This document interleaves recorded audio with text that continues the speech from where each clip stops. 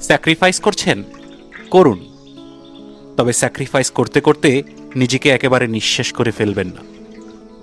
আপনি স্যাক্রিফাইস করতে থাকলে মানুষ ভেবে নেয় আপনি স্যাক্রিফাইস করার জন্যই পৃথিবীতে এসেছেন।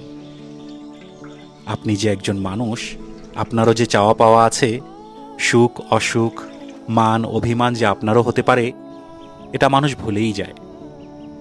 তারা ভাবে আপনার মূল্য না দিলেও চলে।